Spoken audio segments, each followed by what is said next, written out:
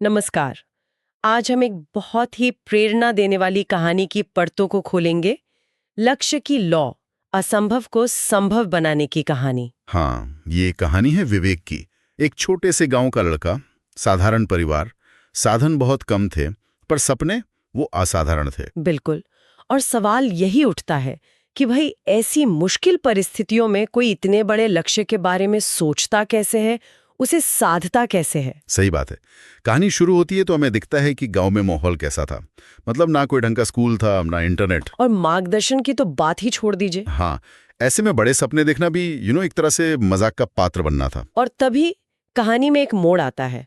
School में एक teacher है ना, वो बोर्ड पर लिखते हैं, हाँ, वो पंक्ति, जो लक्ष्य तय नहीं करता वो जीवन में सिर्फ भटकता है। बस। कहते हैं ना, एक चिंगारी काफी होती है।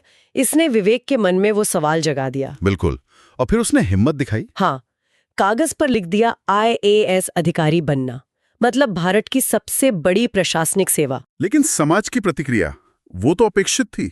अरे पड़ोसियों ने तो मजाक उड़ाया ही, यहाँ तक कि कहते हैं माँ ने भी कहा कि बेटा ये बड़े सपने अपने जैसों के लिए नहीं होते। यहीं पर मुझे लगता है पहली और सबसे बड़ी चुनौती है।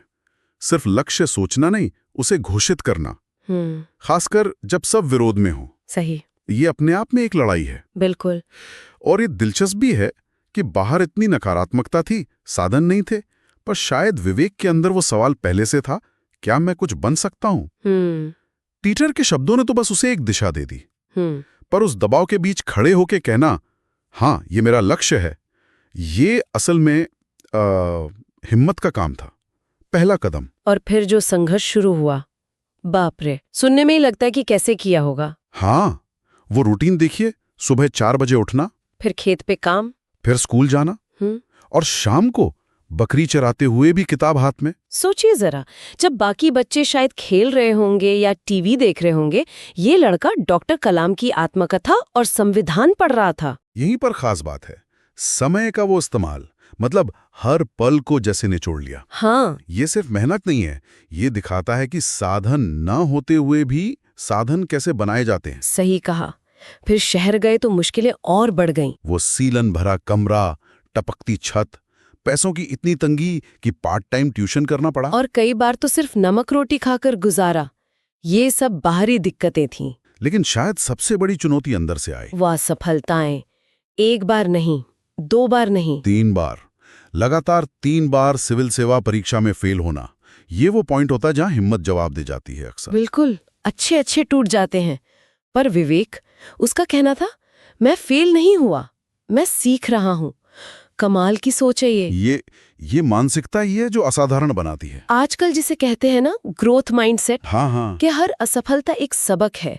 ये सिर्फ पॉजिटिव थिंकिंग नहीं है, ये गहरा आत्मविश्वास है कि मेरी मेहनत बेकार नहीं जा रही। कहानी में इसे तप कहा गया है। तप। ये सिर्फ शारीरिक मेहनत वाला तप नहीं था, ये मन का, भावनाओं का तप था। अपनी अंदर की आवाज पर भरोसा बाहरी हालात से ज्यादा मजबूत था। और इसी तप का फल चौथी कोशिश में मिला। ऑल इंडिया रैंक 43, IAS, भारतीय प्रशासनिक सेवा। पूरे गांव में जैसे दिवाली मन गई। और वो माँ जिन्होंने कभी टोका था, उनकी आंखों में गर्व के आंसू थे। ये सिर्फ एक नौकरी मिलना नहीं था, ये उन सब आवाजों का जवाब था जिन्होंने कहा था, तुमसे ना हो पाएगा। बिल्कुल। और इसका असर सिर्फ विवेक पर नहीं रुका। सही कहा। अब वो खुद गांव में जाते हैं, बच्चों से मिलते हैं, उन्हें प्रेरित करते हैं। उनकी कहानी एक मिसाल बन गई है कि भाई अगर विवेक कर सकता है तो कोई भी कर सकता है। हाँ, ये दिखाता है कि कैसे एक इंसान का संकल्प, उसकी सफलता पूरे समुदाय की सोच बदल सकती है। वो धारणा तोड़ सकती है कि अगर साधन कम है तो सपने भी छोटे देखने चाहिए। तो इस पूरी कहानी का सार क्या है? क्या निचोड़ निकाल सकते हैं हम? शायद वो पंक्तियां जो कहानी में हैं, लक्ष्य तय करो और तब तक मत रुको जब तक हासिल न हो जाए। क्योंकि जीत उन्हीं की होती है जो थप कर नहीं तप कर चलते हैं। वाह।